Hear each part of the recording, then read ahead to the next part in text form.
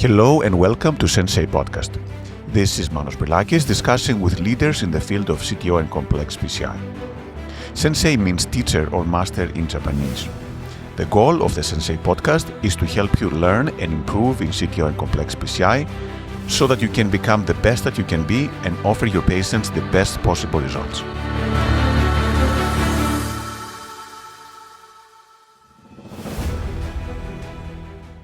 Hello, everyone, and welcome to Sensei Podcast. It is my great pleasure to introduce our guest today, Dr. Salman Arain, from the University of Texas in Houston, a phenomenal CTO operator, originator of the HDR techniques, which we'll talk later on, as well as a great friend for many years.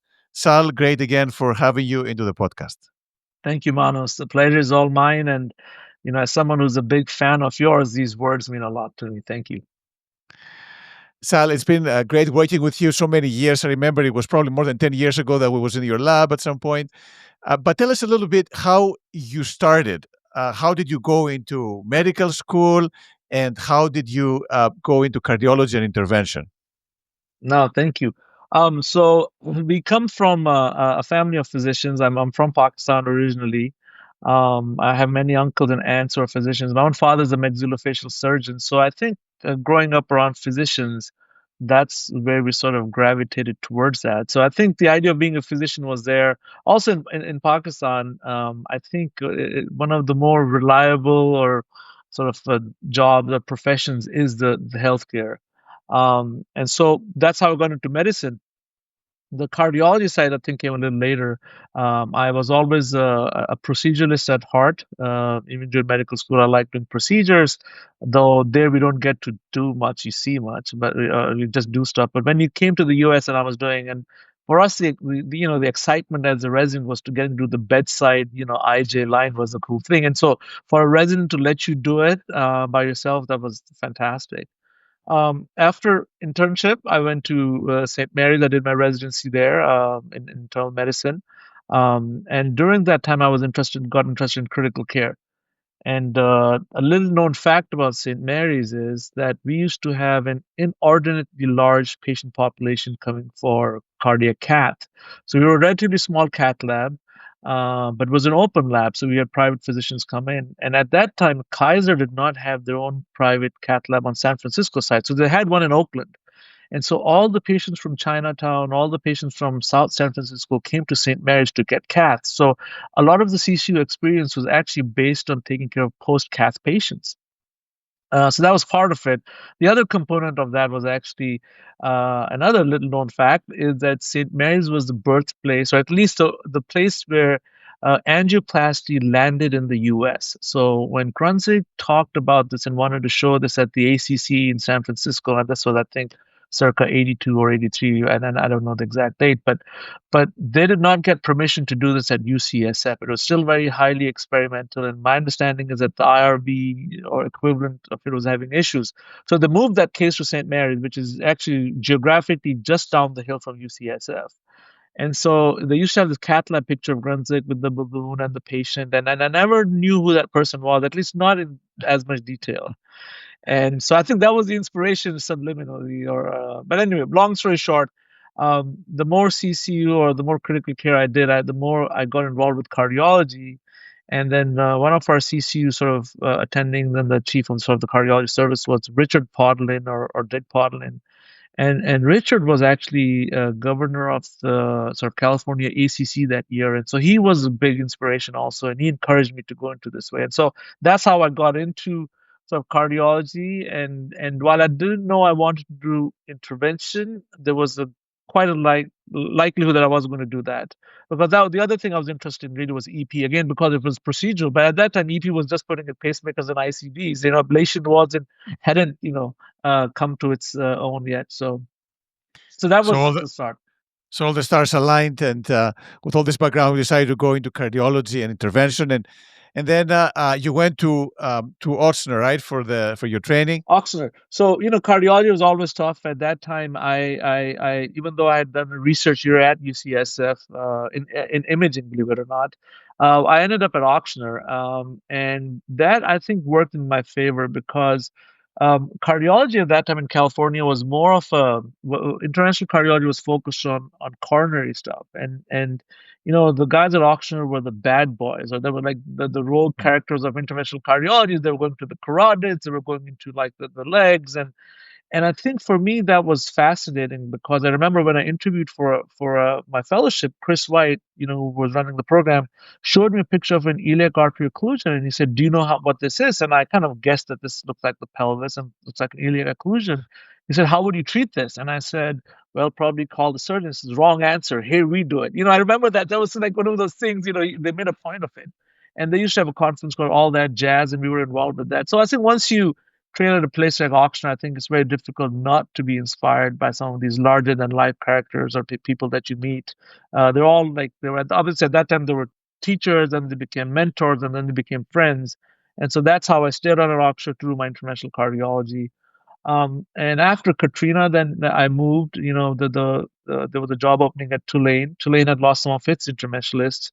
I was looking for an academic job where I could grow, and I mean, Oxford was a wonderful place, but the volume just wasn't the same after Katrina. And so, in fact, Chris encouraged me to go to Tulane. And so I ended up in this academic job, and that was a great experience. I mean, I remember I did a ton of, because we didn't do IVUS at auctions. The first few months was just doing IVUS and FFR, just getting ready for the board. So I taught myself IVUS at Tulane because if you had a vessel, I was going to IVUS it. And so that was an interesting experience. Wonderful. So again, you've seen the nice thing about it, you've seen different practices from different perspectives and gotten diverse backgrounds. But how did you get into the actual complex coronary and how did you move Ah, to Houston? that's a good question. So at Tulane at that time, again, my practice was, I would say, 40% peripheral critical limb ischemia. That was one of my things. I really enjoyed doing that. There were a lot of patients, actually, more so at Tulane and LSU because we covered the lab there also than we saw at Auctioner. But a lot of critical disease. And so after Katrina, if you'll recall, the VA flooded. So Tulane became the inpatient center for the VA population. And what was fascinating, or what was, I guess, not fascinating, but what was opportune for me is a lot of these patients did have severe, significant coronary disease as well as COPD. And so that's how I got involved in this. So we were already doing complex stuff at Oxner, but at Tulane, I got to do some of the ICU stuff, the cardiogenic shock. In fact, we put the at that time Impella was new. We did the first Impella in the tri-state area, like in Mississippi, Louisiana, and Arkansas. I think the first Impella went in was at Tulane. At that time, they had a transplant and VAD program. I remember I actually had to fly up to University of Pennsylvania to get training in VADs because I used to cover for our heart failure doctors when they weren't around. So it was interesting. We had the sick population. So I got into obviously the complex coronary stuff there. But then, at some point, I realized that, I was looking for a job that maybe exposed me more to structural. My wife had finished ophthalmology. She was looking for a fellowship. We moved to Chicago for a year while my wife did her fellowship. But private practice wasn't my cup of tea. I really missed that sort of teaching environment and the ability to do complex stuff. And so, as her fellowship was winding up, winding down, Richard Smalling, who actually had been in touch with even prior to that, he told me there was a job opening at UT. Now, we knew Richard because he also had a meeting. He would come to All That Jazz. And he was known for his sort of AAA stuff and some of the other sort of complex coronary stuff. So I thought it was a really good place for me to join, and a good mentor in Richard to come down. So I joined UT, and the rest is history. So it's been, again, a phenomenal journey. And again, as you said, the beauty is that you've been to so many places, different experiences. How did you get, no, you told me you went to UT to get into structural, right? And then you end up doing CTO. So how did that change? Yes. So, doing structure at UT is like, at that time was like, you hear that a new restaurant has opened up and you think you're the first person to show up, but there's a line out the door. Everyone wants to get in, right? So at that time, UT was one of the hotbeds. We were part of the partnership. We had a high volume. We were doing uh, upwards of 450 TAVRs a year at that time. That's a TAVRs a year. So the volume was crazy, and we had some really good operators who were doing it. And so I had to get in line, and eventually I would have done maybe structural, but it would have been a 2-year delay. But in that time, I was doing a lot more complex coronary stuff, and so the folks from Boston had seen some. They supported me for my cases. Like I said, I was already sort of comfortable with IVUS. That was sort of my thing.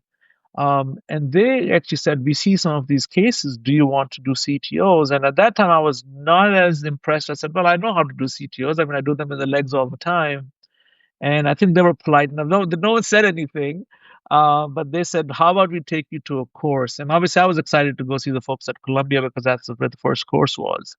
And I think the seminal moment for me was at this live case in Colombia, where I think they had in the cath lab they had Dimitri and DeMartini were doing a case, and I think John Hill was moderating, and the discussion was on whether to go antegrade or retrograde. And DeMartini made this sort of comment, you know how Tony is. Tony goes, well, why I know I can cross this in like under a minute, like retrograde. Why would I want to go antegrade first? And to me that just blew my mind because as someone who had struggled to do these septal retrogrades, and the only retrogrades I'd done were vein grafts and open vein grafts, to have someone talk with such confidence about crossing an RCA occlusion that was nearly flush occluded is how I talked about SFAs at the time. Like if there's an SFA occlusion, I can cross it. I just need to know how and what I'm going to do with it.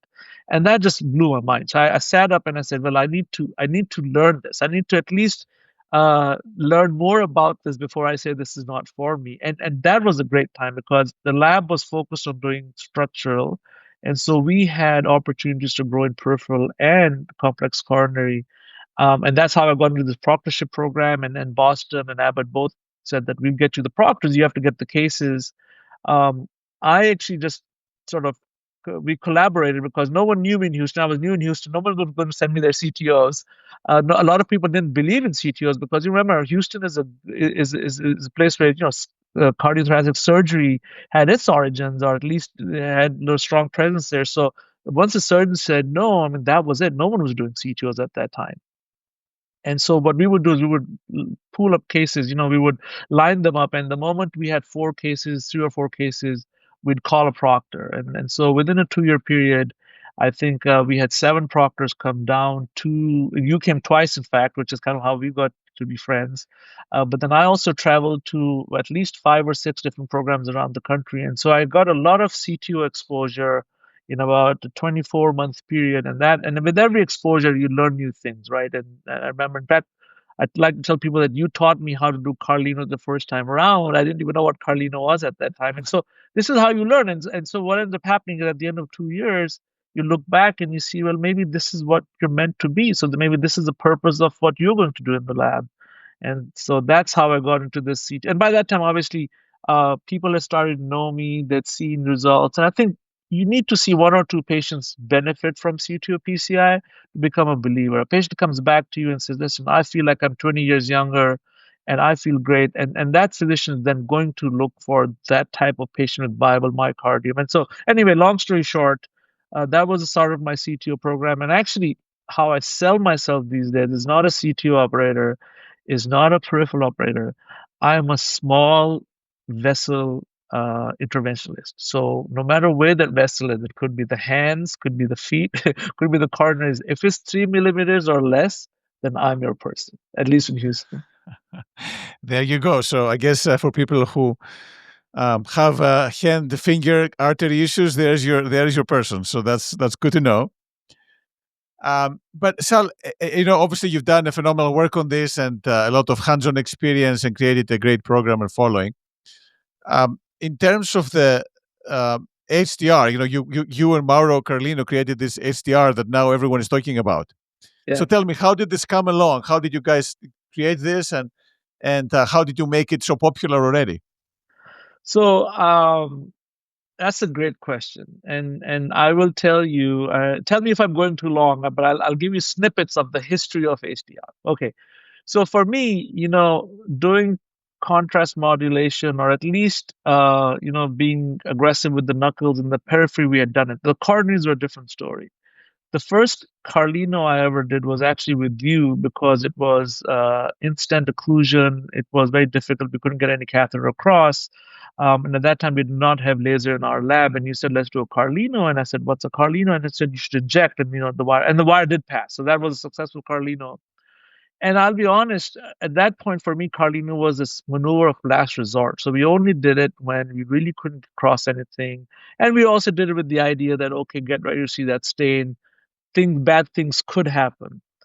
Um, and one of my colleagues, Angelo Nascimbeni, I think you know him, he actually is a dual trained, his heart failure and his interventional cardiology.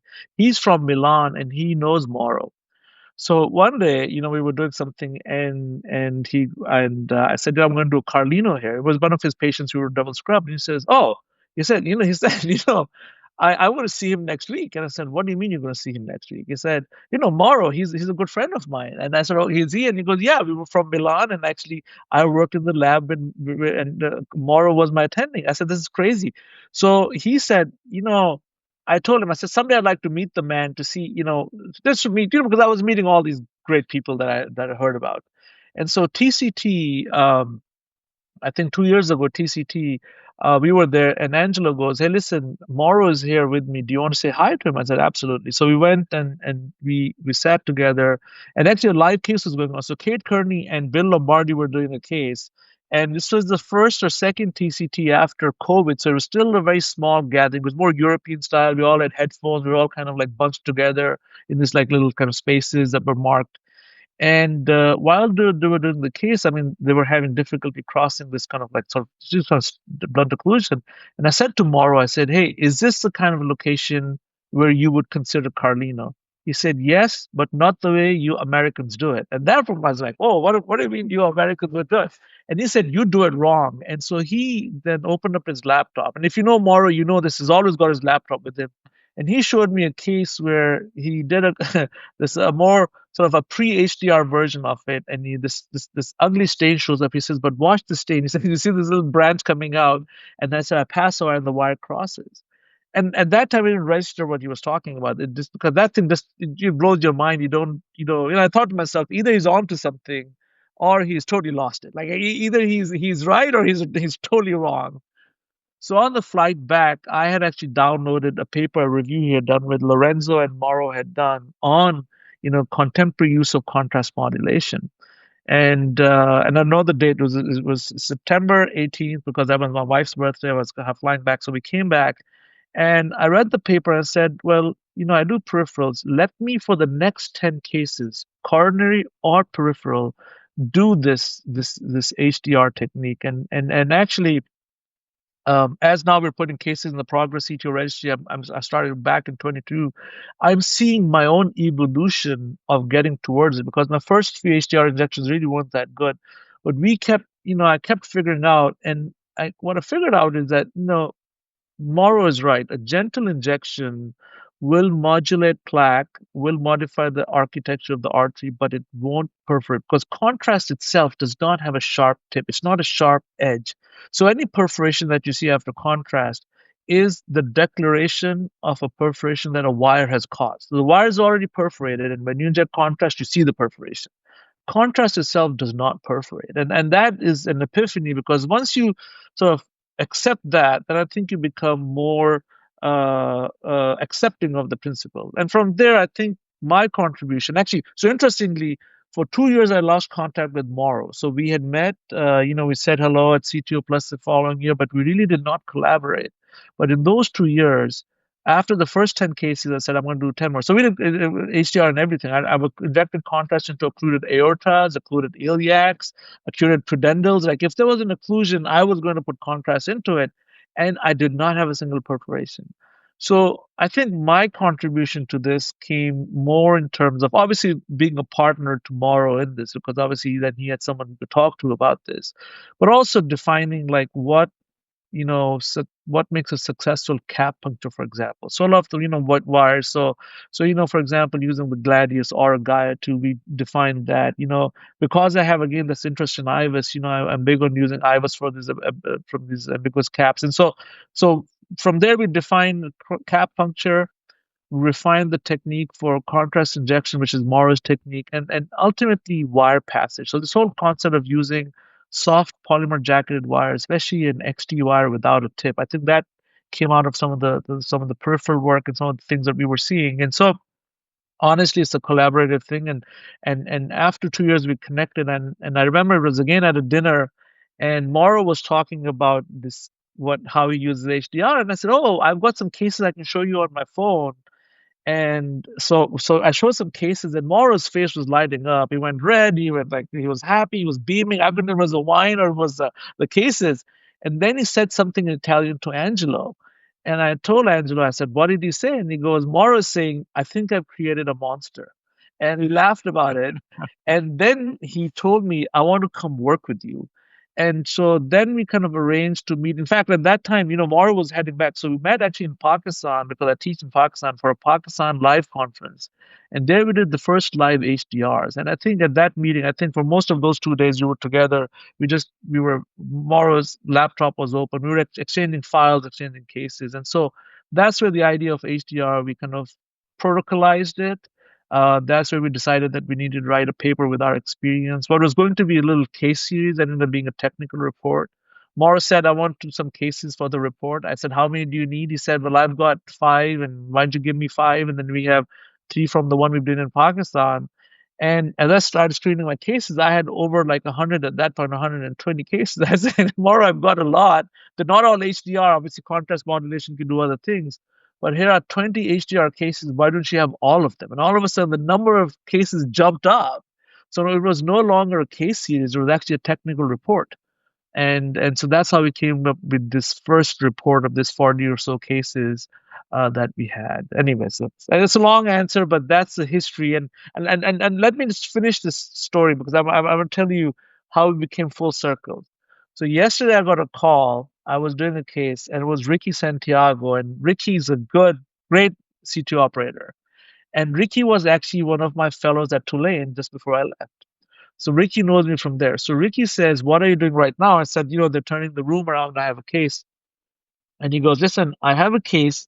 I think it may be good for HDR." So he showed me the thing on WhatsApp and or the FaceTime, and I said, "Well, that's a blunt cap. Not that what I would recommend, but it's doable." He said, "Okay, we have a new setup, and they have this bed and box type of setup." He said, "If I send you a Zoom invite, can you walk me through this?" So yesterday I did my first tele HDR case. So Ricky basically patched me in. It was a blunt, sort of mid circumflex that he actually had attempted 2 years ago and failed. And we did HDR, was fantastic. And I told him, and when he was getting ready to inject, I said, "No, no, adjust your hand position. You have to be gentle." And he starts laughing, and he goes, "This is crazy, man." He said, "As a hybrid operator, this is so wrong. I don't want to inject." I said, "You have to inject." So he injected, the wire went across, he went to an OM, so it got deeper, we did the second injection. He said, "Arain, this is crazy. I don't want to inject a second time." And we did, and he completed the case. Now, because of the bifurcation, we ended up using Stingray at the end, but it was a sort of a combined HDR and Stingray deal.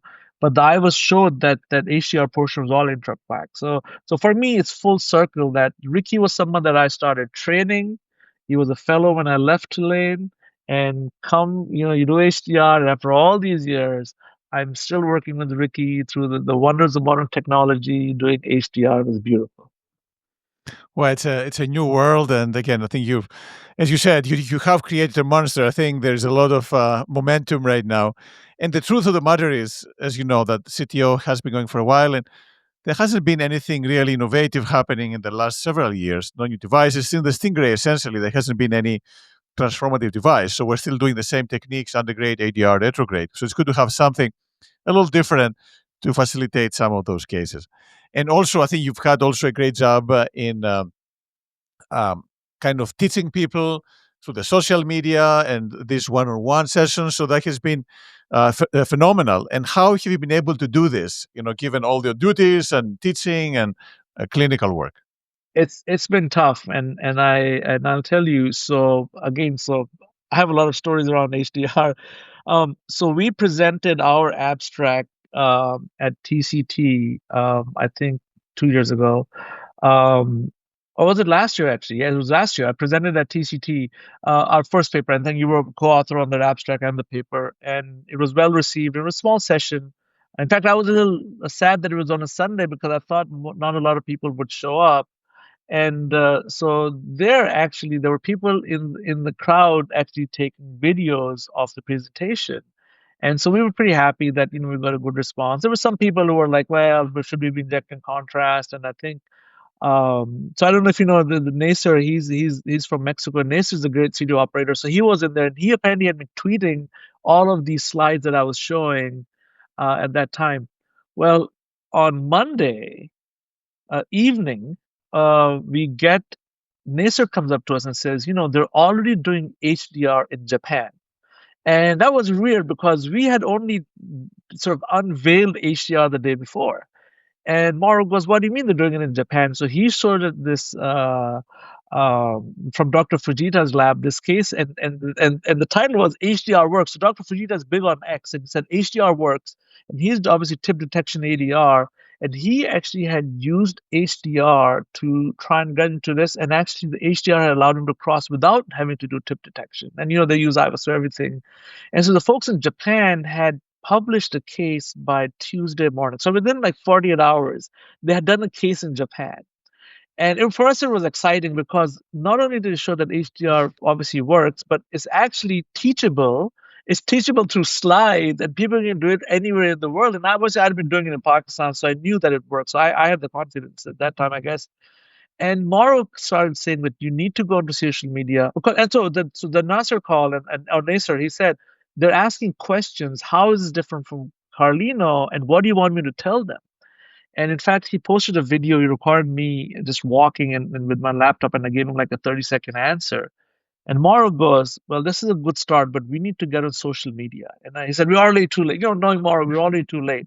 And I said, "I can do social media. I have a very busy practice. My kids are all growing up, and it's very difficult." He said, "No, no, you have to do social media. You have to." So he kept saying, and one day, one slow weekend, I said, "Let me see what's going on." And I think that was the first time I ever joined X in my life. I did it, and first of all, it's very addictive. I'll tell you right now. But what was interesting to me is that HDR had a lot of people who were curious about it. So people weren't right off the bat saying, even the folks, the people that are working with my proctors, no one said this is wrong. I mean, some people since then have said this is wrong right to my face, but most people were very polite and said, well, this is interesting. I'm not sure I would do that. And so one of the things I do for my fellows is I like to teach. I'm one of those visual people, so I like to draw a lot. And with your iPhone, you can do a lot. So I started doing what I do for a lot of my fellows, which is analyzing stains, and that's how it became. So X became this medium where I could take an angiogram, make little clips, I could zoom in, I could point arrows. So if you go to my account, you'll see a lot of like these HDR analyses where I'll take a case. In fact, one of the early cases, one of your cases, I went back to your podcast and I said, look at one of your Carlino, then I actually showed how some of the mechanism was the HDR. And it's a matter of just understanding the angiogram. And I've seen so many of these. I mean, I've done hundreds and hundreds of HDR injections. So it's not a matter of will it work or not. I just don't know how it's going to work, whether it's going to show us um, HDR or maybe subintimal entry or whatever. We can deal with it. And so the long and short of it is, as more and more people, so a lot of the newer CTO operators liked it, and people started taking interest. I said, you know what? Do an HDR, no matter what the outcome, show me the film and I'll tell you exactly what's going on. And so it's something I tell my fellows. A lot of my former fellows call me, and while it's made my life a little bit more hectic, it's been very rewarding to see. And it's great. So people ask and I answer questions. If they feel comfortable posting the case publicly, then I try and repost it and I'll make comments. If they want to share things privately, oftentimes there are stains that they don't want the world to see. I will analyze the stain and tell them what happened and why I think what they could have done differently. And I think this has really built people's confidence. And ultimately, I'll tell you one last thing. There's so many things I want to talk about and teach, but I've tried to keep my Twitter account pure to CTO. So I sort of made it like HDR Central and CTO Central, and I tried to. It's more than just HDR, by the way. I tried to talk about anything that excites me in the realm of CTO PCI. I will try and repost it just because I think we are one community, and it's really interesting to see what people are doing. Yeah, and clearly you've done a phenomenal work there, teaching and spreading the world. Now, a little bit about yourself. How do you keep yourself in good shape doing all these activities and a busy clinical schedule? Oh, that's been a tough one. I've been I've been mulling over that quite a bit because, as you know, doing CTOs and these long cases can drain you both mentally, physically, emotionally. I think for a while there I was very good about being physically active. I think for the past maybe year or so, not so much. But I've started again. I think I've changed my diet a bit. I try to be a little bit more carb conscious. I'm not low carb. I think that doesn't work for me, but carb conscious. The other thing I think, which is an important part of me, is meditation. I think is something I picked up during COVID. I got into this whole kind of this Zen Buddhist philosophy, and I landed on sort of this Eastern style of meditation. And actually, for me, it sounds a little odd, but CTO PCI was a perfect vehicle to get into this. And again, I don't think we have enough time, but I could talk for hours about the Zen philosophy of life and how that is absolutely what the CTO PCI operator needs for to succeed in life. And so around that same time, I started doing sort of daily meditation, and it's not as regulated as I once was. At one time, I would do meditation, and then I would stretch, and then go for a walk or run or whatever I could, depending on how much time I had. I think now it's more of a wherever you find the time, you take 5 minutes for yourself and sort of detach yourself from whatever else is going on, and just try to just empty your mind. But I think that's been, but to your point, health wise, I'm sure I can do better, and I'm looking for ways. I'm looking for ways to kind of have better sort of schedule hygiene, so I have time to focus on that. So the next podcast will talk about meditation. So no worries there. But tell me a little bit also about your habits. Do you have any favorite books, any favorite movies that you like? Yeah, I mean, I think in terms of habits, what I've really enjoyed over the years is traveling. We don't travel as much now because of work, issues, and obviously now you have to work around everyone's schedule. But we as a family we've traveled a lot. Even now, I like to go to new exciting places. So travel is a big thing, and it's funny because me and my kids came up some years ago with this thing, the idea of a smart holiday. So what's a smart holiday? Well, S stands for you've got to get a souvenir. M is you've got to go to a museum. A is something that you have to do that's artistic or something that is a local arts. Could be anything. Could be local dance. Could be local music. Could be local something that someone makes. Or you could have a restaurant and do something that the locals do, like eat local food. And T is do something touristy. So no matter how big or small the city is, I always like to do the smart thing. You check those things off. So going to museums is a big part of my relaxation. We have some great museums here in Houston. So at least once a month, I will go to a museum. Actually, we're close to the museum district, so I'll walk. So make it part of my meditation and go for a walk from a museum and just take a day off it. But I also am a foodie, so I like to cook, especially sort of more sort of involved recipes. So if I have a day off, I'll get some requests from the family, and I'll do that. So I think so being in the kitchen also relaxes me. Not so much the eating part of it; it's more the prep work. Prep work, getting a recipe together. Some of the cath lab comes into it. I think we were just talking about this. A lot of my fellows have been talking to me about a show called The Bear, and they said that some of the intensity that I bring to CTO PCI, they see in that show, and they really want me to watch it. And so I think a busy kitchen and a busy cath lab have a lot in common. Like it seems chaotic on the surface, but I think underlying under the surface, if you have some order, then everything falls into place. And so that's so I guess I would say travel and museums is one thing, cooking and trying out new recipes is another, and obviously watching TV. I don't like to watch anything on TV, but if a show has been well recommended, I think I like to watch it. You try not to binge it, but yeah. And how many hours do you sleep every night? Do you get any time left for sleep?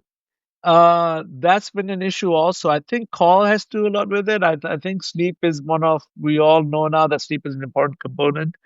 I have had issues with sleeping for about 2 years now, and I think some of it is the travel that I'm doing. Some of it is lately X. I think I'm trying to keep hygiene there, and a lot of it is just traveling between different time zones. So earlier this month, I was in Pakistan live for their cases, and this is about 3 weeks ago or 2 weeks ago. And generally coming back.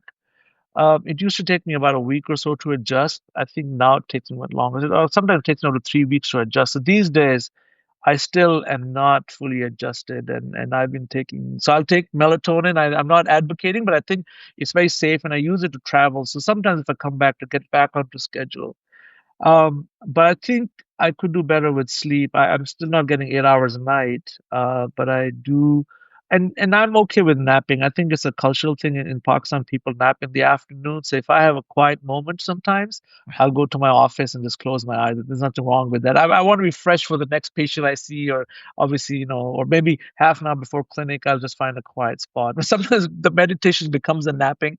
You but I think sleep is something we could improve on. But I would say right now I'm sleeping uninterrupted, maybe 5.5, 6 hours. All right. So doing your best over there with many activities. Now, you've done so many things so far and more to come, obviously, but what are the things that you are most proud of? Wow. Okay, good. So different things, different things. So I think one of the things I'm proud of, or at least that gives me satisfaction, is that I am I'm well adjusted. I'm well adjusted in the sense that I'm happy with where life has brought me. I'm happy at home. I'm happy with the kids. I'm not always happy with how much time I'm giving everyone. Like I feel I could be spending more time at home, but generally I'm happy with, and it's more of contentment. I mean, things I want to do, absolutely. The papers I want to publish, there are conferences I want to attend. There are all these places I want to visit. The bucket list never ends. But I think I was unhappier, not unhappier, more dissatisfied before COVID. I think those few months, because the other thing happened during COVID time is my wife did a fellowship in Miami, so she was gone during the week. She'd come on the weekend. So it's just me and the girls. I have three daughters during the week. So I did a lot of cooking, cleaning, stuff that I actually do enjoy and find relaxing. A lot of ironing, doing laundry, and so it was a different aspect of life. And that's when I got into the whole sort of mindfulness and Buddhism. And so I don't know if proud is the right word, but I'm happy that I'm content at this point in time. Having said that, there's always room for improvement. In terms of pride, I think obviously I'm proud of my family, my daughters. My wife's very accomplished in what she does. I'm very happy that they're to support me because sometimes I'm missing in action for days. I'm like, gone traveling. But I think in terms of my legacy, what I'm really happy about are the fellows. I think for me, the big part has been teaching. I think this is the thing I miss the most. So if you ask me, like, what is the one thing that gives me joy? I think it's parallel. To see one of the fellows do something that I taught them to do on their own and do it successfully makes me extremely happy. To see one of my daughters cut or cook or do something in the kitchen that I taught them to do and do it without like injuring themselves makes me extremely happy. So while I'm treating them life skills in the kitchen, I'm treating stuff to my fellows in the cat lab, and teaching makes me happy. I think that's my essence. Wonderful. Yeah, you've done a phenomenal work in teaching people and helping them grow and get better. So, what would you advise people if they want to go into CTO, complex PCI, or any other complex field? What is your advice for how to do it? So I think this is more general advice. I think it is trying to know if a certain cuisine is for you or not, right? I'm going to keep going with the food analogy because that works for me, all right? And so while you may not have tried a certain type of cuisine, you have to try it to know if it's for you or not. So when you try it, you go to it with an open mind. If you go in with a preconceived notion that I'm not going to like this or this shouldn't be, then you're not going to enjoy it. So if you want to do a CTO case and you're doing it with someone else, you go in with the mindset that let me see what I can learn from this person. Not that, oh, you know what, they want me to do CTO, this CTO won't work or shouldn't work. And so you try out different things, and then you see if that is for you or not. So just the way for a new food type, if you enjoy it, then maybe that type of cuisine is for you. But if you feel that it's something that makes you uncomfortable, or you're left wanting things, then maybe it's not for you. So if you go into a CTO case and the idea of pushing a catheter seems tedious to you, or if the idea of dissecting with a knuckle wire seems too traumatic for you, or if the idea of being able to like setting in a long case, that a case should take this long, shouldn't take this long. So see what works for you. But if you find yourself thinking about a case after it's done and wanting to go back and attempt the case or wanting to talk to someone else about the case with the idea that, yes, I learned something today, if it excites you, then absolutely do it. So don't impose CTO PCI on yourself, but definitely expose yourself. Or it could be anything, could be any structural case, could be PEs. I mean, everyone's talking about PE these days. If something that you want to do, well, go do a few PE cases with some of your colleagues, and if you get excited by it, if it's something you see yourself doing, then do it. And if you think that it's good, it's fun, I'll do every now and then, but it's not for me, then you don't have to do it. But I think it does require a certain kind of commitment that's not.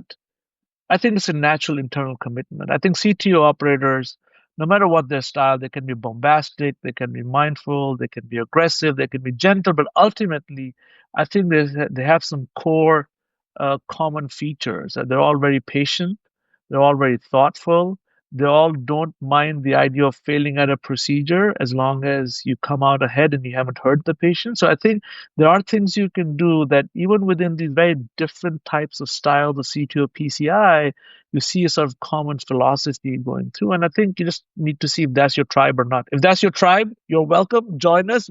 You'll have many tribe elders to teach you. But if that's not your tribe, no hard feelings. Perfect. No, I completely agree. And as you know, there's still a long way for people and others to do. Now, I know we'll be discussing it, and I think hopefully we'll get to able to do a study on HDR to get more data to people who are asking. But tell me, for you, what is most exciting going forward? I think for me, what exciting is the enthusiasm around HDR. I think people have not shut it down.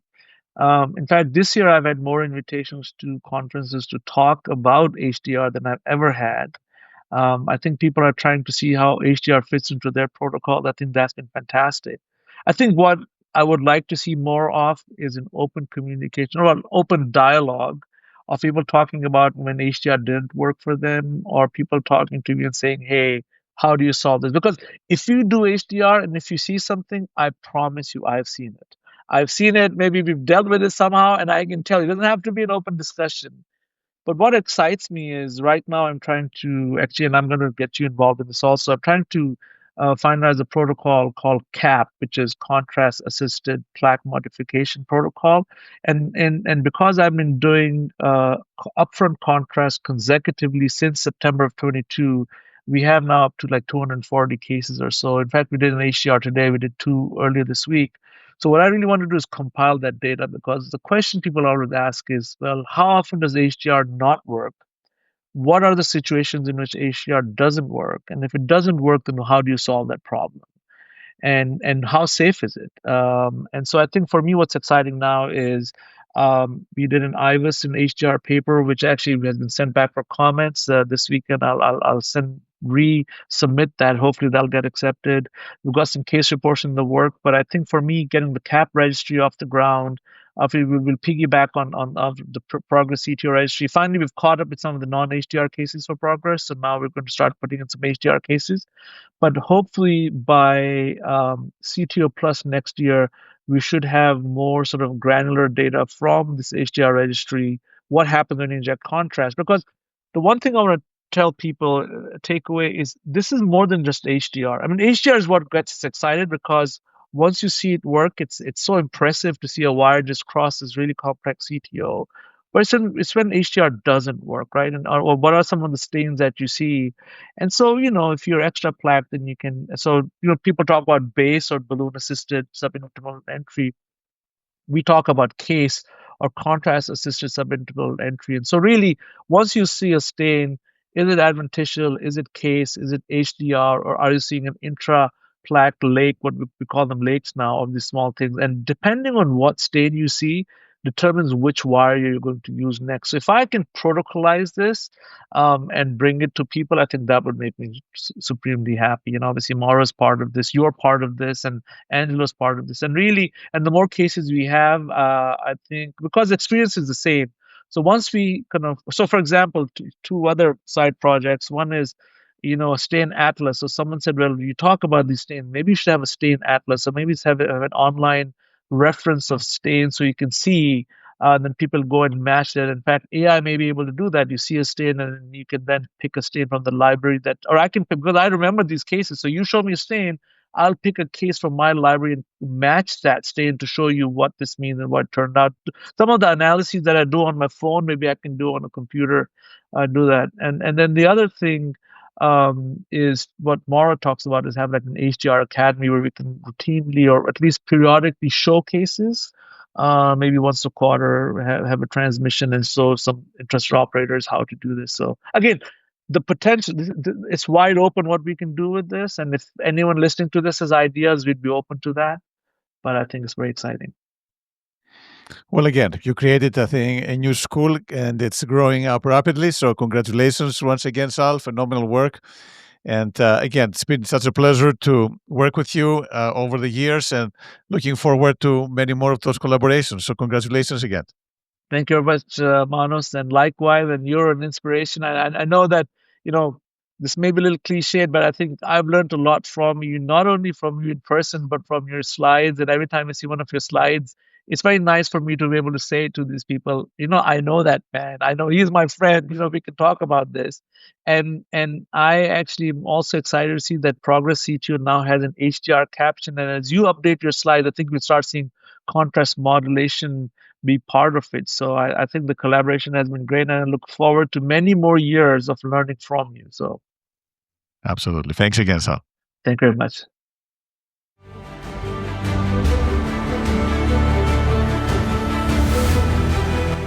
Thank you for listening to the Sensei podcast.